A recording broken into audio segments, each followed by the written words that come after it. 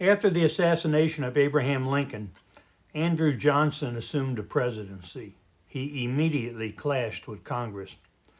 The hostility between them was so strong, Johnson was impeached and narrowly evaded conviction in the Senate. One bone of contention was Johnson's lenient policies towards the Confederacy. His pardoning of an ex-Confederate was challenged in the Supreme Court, and that's when the court confirmed the unlimited nature of a presidential pardon. That decision really angered the Congress, whose members were visiting their sons, fathers, and nephews at Arlington Cemetery every day.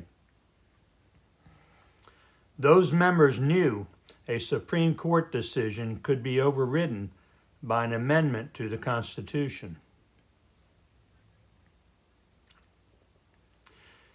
2 years after the Supreme Court said a president had unlimited pardoning power, the 14th Amendment changed the law and limited the president's power to pardon.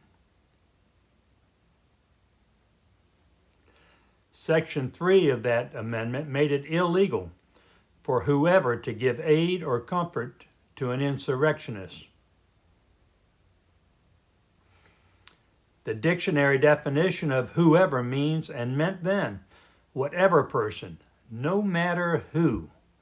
In this historical context, the term whoever was clearly intended to apply to the president.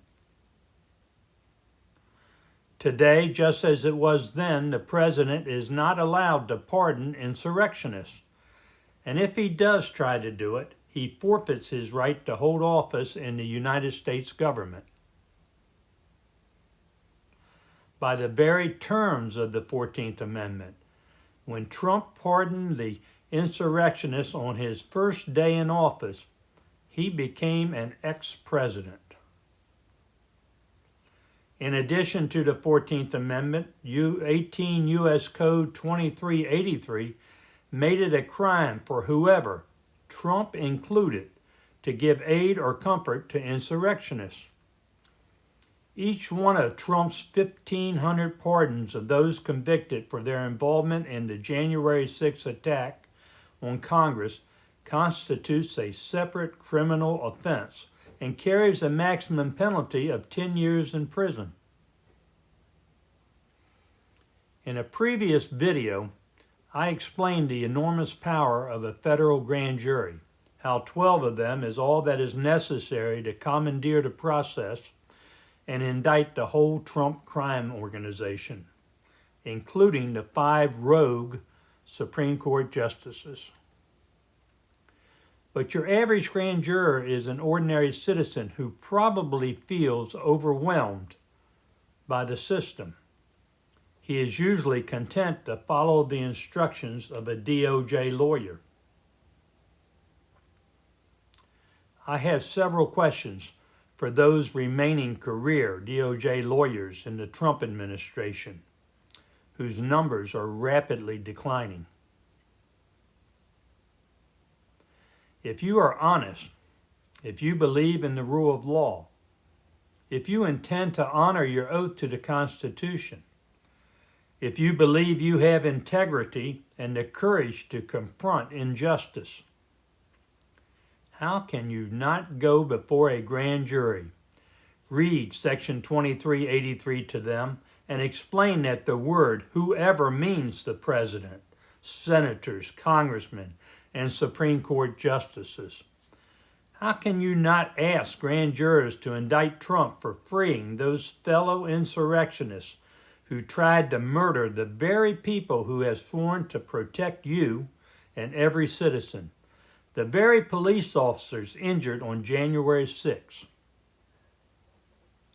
How can you not ask for an indictment against Senator John Thune, who, after voting against Trump's impeachment, said Trump was not exonerated for his attempt to overthrow the government? How can you not ask for indictments against the 5 rogue Supreme Court justices who, through the use of loony legalese, double talk, ruled that Trump would have immunity for breaking laws, knowing full well his capacity for bringing harm to his enemies. How can you not have empathy for your fellow suffering Americans, those on Medicaid, those with cancer, those who have lost their careers, those who are losing their businesses and farms due to the idiotic decisions of ex-President Trump?